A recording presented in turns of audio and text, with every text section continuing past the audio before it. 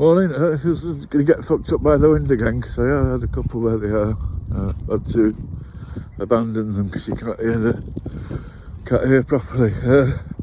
What I was going to talk about was Martin, because I ended up on the first one, talking about when I was in Portugal with Martin, and we were on the rocks, and he defied death and showed the joy that he had. But I met him when it was nine. It is windy. When I was 9 years old, I think it was, he came over from been living in the Bahamas. Him and his family. His dad was a casino manager, and they came to Leeds, which was a dirty, gritty town at the time. You know, the Yorkshire Ripper was stalking around, dropping bodies in the immediate area. Well, you know, there was about 4 bodies within about a mile and a half from where we lived, so it wasn't a happy time really in the city. The city had been happy early in the 70s till we lost the FA Cup final to Sunderland, and then everything went downhill, including the 1975 European Cup final. Anyway, Martin came, and his mother had a party for him and invited a bunch of boys to come on, who she thought might be his friends, and I was the only one who really clicked with him, I think. So we were friends and, you know, very close. For best mates is always a term that you never really, but I suppose we were at the times. And but he really didn't like it. He'd been plucked from sort of the Bahamas, a really beautiful place, for a sunny place, to dirty rainy Leeds, and I always think he had a bit of a dislike for it. But things picked up when we got a bit older and we got girlfriends. I started seeing this girl called Anthea, and her mate Joanne started going out with Martin, and we were getting into mushrooms. We were having these mushroom parties because we discovered magic mushrooms, and we were just doing loads of them. And when people's parents were away, we'd overtake the house and take a load of mushrooms, and fantastic times really, for a very short while, until we got into trouble and someone grassed us up, and they like I say, my family was sort of broken, and my dad didn't really see my dad, so it didn't really matter what I did, although I did get a letter sent home and he did talk to me about it a bit. But basically most of them just said, oh, I blamed it on Skree, he's the ringleader, and I was kind of proud to be the ringleader in a way. But he got Martin into a lot of trouble with his parents, and they decided it would be the smartest thing would be to take him and put him into a boarding school in Wales. So they put him on the train platform and he set off, but he didn't go there. He fucked off, and he went on a sort of hitchhiking tour with the little money he had, and he went.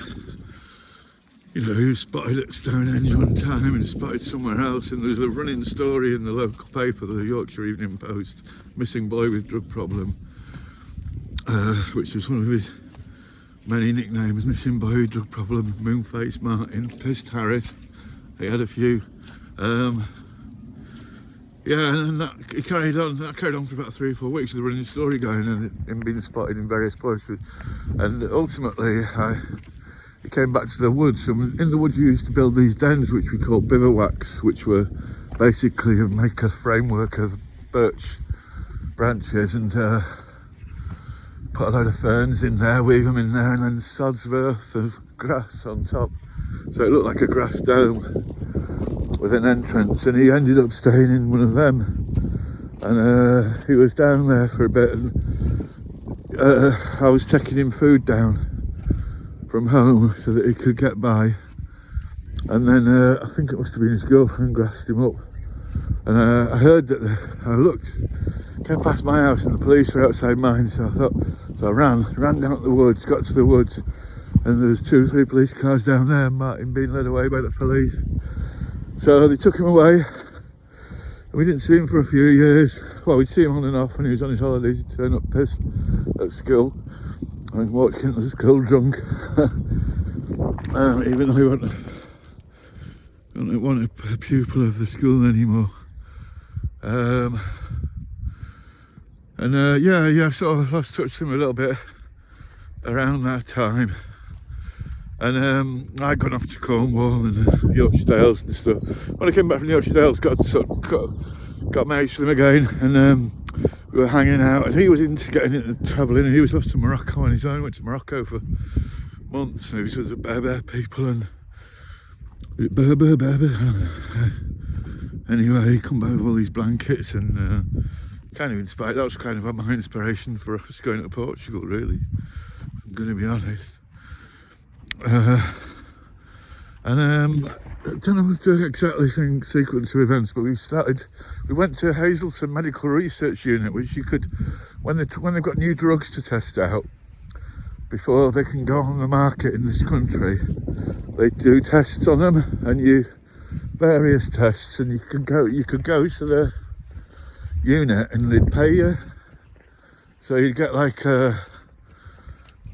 quite good money really for us. And all you'd have to do is lie in the hospital bed, pay pill, and not go out, and they'd take your blood every 15 minutes and stuff to start with. And I remember the nurses, and they were going in the same hole in my veins time after time. I was thinking, fucking hell, if they can get away with it being so unhygienic professionally, then I can do it, just as well. So amphetamines were abundant then, speed, quite good quality speed, so we started injecting speed, and I don't recommend it. But it was a phase we went through.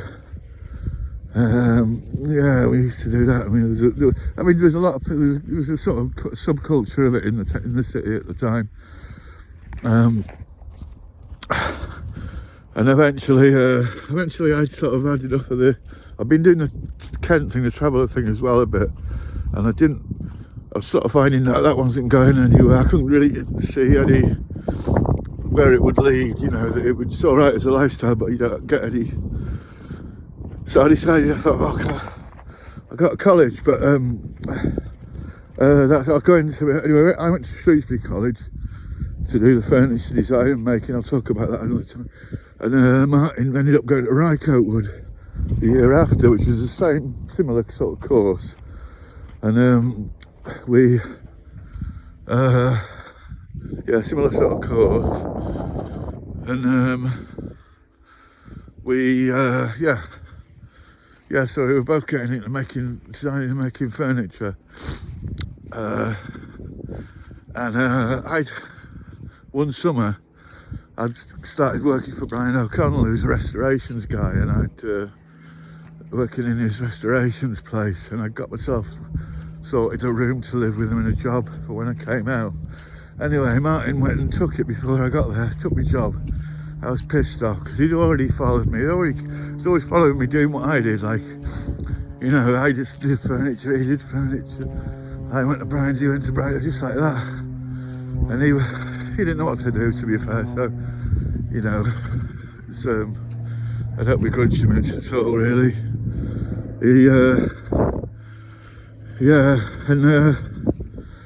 Things went on, times moved on. I was away, so I was moved away. I went to, once I'd left that time to go to college in Shrewsbury, I never really came back properly for long. I was always living somewhere else. But I lost track of Martin.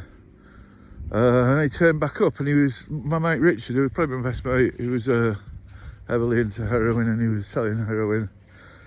And Martin went round there one time, he got a job retuning video recorders to the new Channel 5, and to celebrate it he went and bought some gear off Richard, which he took intravenously in his kitchen, and overdosed and died, and that was it was tragic. I don't blame Richard. I mean, he said he told Martin not to do so much.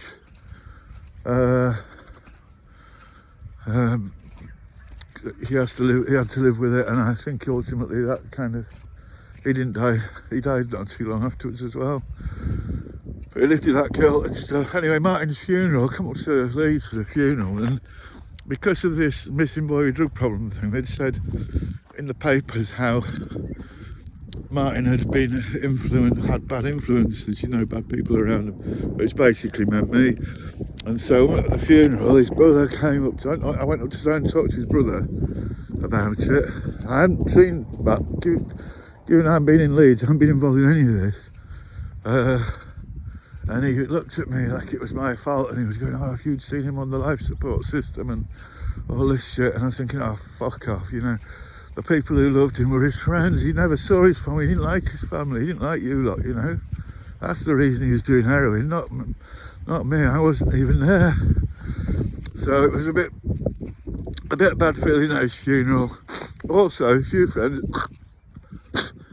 who weren't sort of clued up drug-wise blamed Richard because it was round at his house and it was the gear that he bought off him that killed him. So it was tragic. He must have only been about 31.